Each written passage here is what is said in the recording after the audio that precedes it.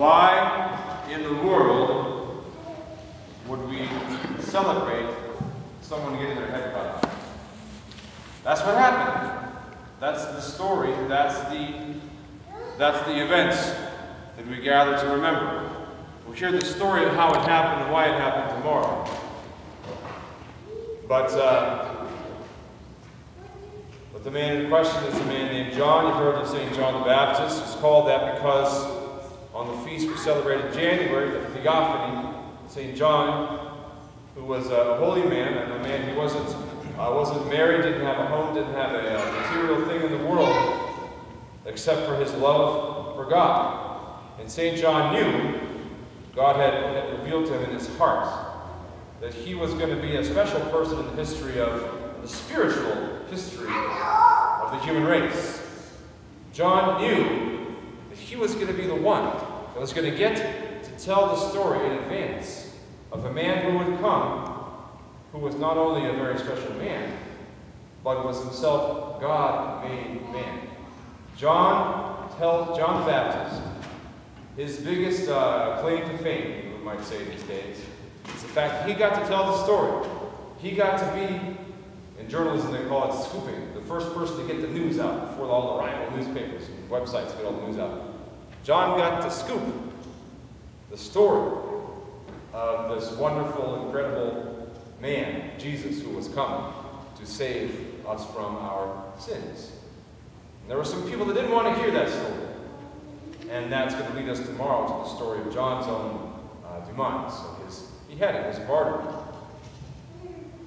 But why is it that we celebrate a beheading? Well, let's try to keep in one half of our mind this question, why do we celebrate a beheading? That's half of our brain. Okay, the other half, we're going to think about this question.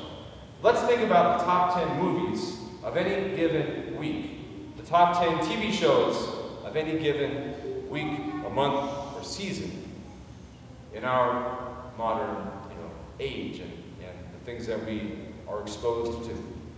How much is violence celebrated in the movies and on TV? You have, I don't know, when I was a kid it was Friday the 13th, Halloween, they brought that back, we had some more of those movies, and the only way for those kinds of movies to get more successful is to be more violent, be more shocking and horrifying and bloody and graphic than the last such movie. Talk about a celebration of violence. We come to, and 30 years ago when I was in high school, it's the same thing. It's the same thing. We come to school and what'd you see on the weekend? I saw Friday, whatever it was.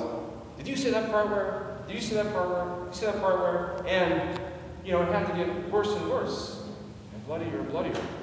Or else it just didn't matter. It wasn't cool, and it wasn't cutting edge.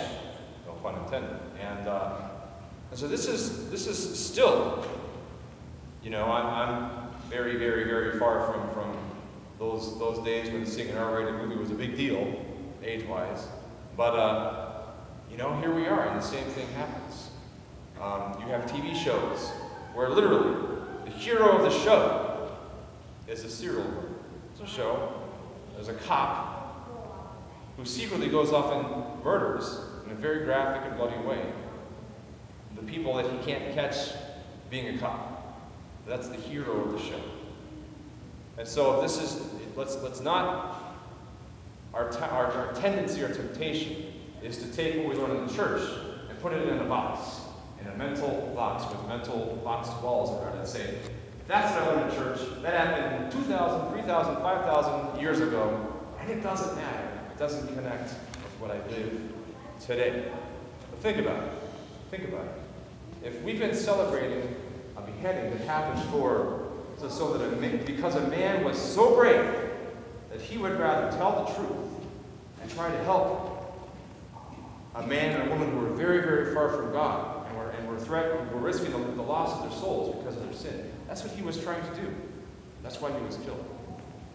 So why would we think it's strange to celebrate and honor a man who was willing to risk his very life, his very head off his shoulders for the truth, when in fact we're tempted, and maybe from time to time we give in to the temptation to watch and to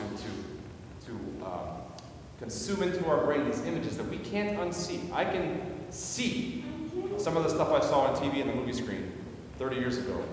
I wish I had to, because I can't unsee it. I can't unsee it. And so, let's tear down this wall of division between what we learn about the things that happen in the church and the history of salvation. The wall between that and what we see in front of us and are tempted and attacked by visually in front of us in our experience today. Let's see how the one can flow into the other. And let's see how the one, how today measures up to what we learned in church. Because what we see today is violence for the sake of violence. Violence for the sake of some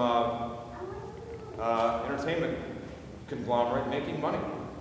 It's useless. It's useless. And we can't unsee it. It's poison we can't get out of our system until we die. Whereas we learn about it in this story, we're not going to dwell in the Bible. It's a story tomorrow on the details of how John's head got cut off. It says it happened, and it happened.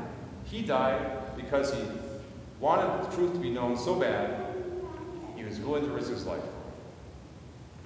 So how does that measure up against useless violence? Not very well. I should say the useless violence doesn't measure up. That's what I meant to say. And so let's always listen as carefully as we can to what we hear in the church, because it always does connect. It seems old and ancient and quaint and dark and smoky, but it connects. It does. And I am very, very grateful to everyone who is here, and especially to the young ladies who are here to offer your time and your beautiful, beautiful voices tonight and tomorrow. My prayer for you is that you will always seek and you will always find the connection between the ancient truths, the ancient stories, and the way that they still reveal themselves, and the way that God still reveals himself and pours himself into our heart and into our life if we will let it. So let it. God bless you. It's good to see everybody here. Please come forward. Let me greet you in the joy of this somber feast. Glory to Jesus Christ. Glory to God.